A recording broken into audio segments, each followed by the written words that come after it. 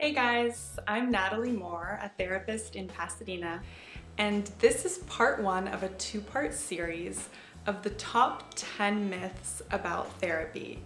So today I'm going to talk about the first 5. You ready? Myth number 1. If I go to therapy, then I'm admitting that there's something seriously wrong with me. Some people who reach out for therapy are in serious crisis and need a lot of help and a lot of support. However, there's also a lot of people who seek therapy for self-growth reasons.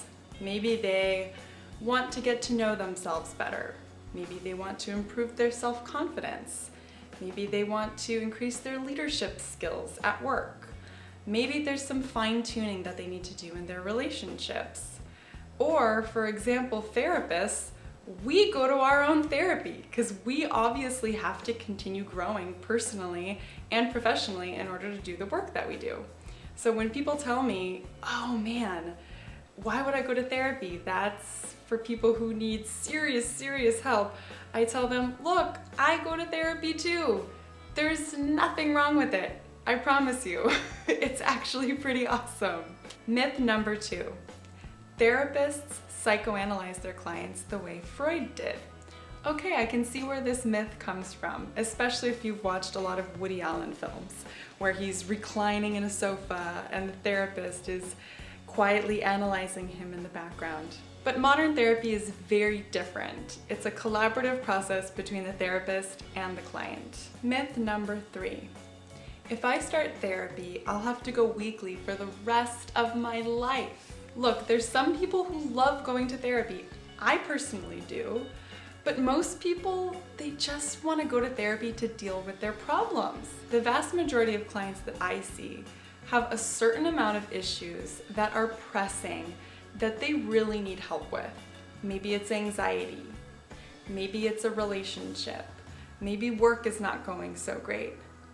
But once they get through some of their issues in therapy, they're ready to be done with it. Myth number 4.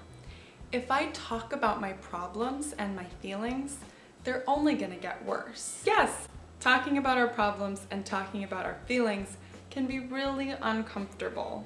But let's face it, avoiding them completely, it's not working either.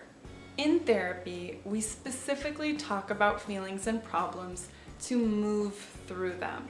The term that I like to use is very corny, but bear with me, is when you feel it, you heal it.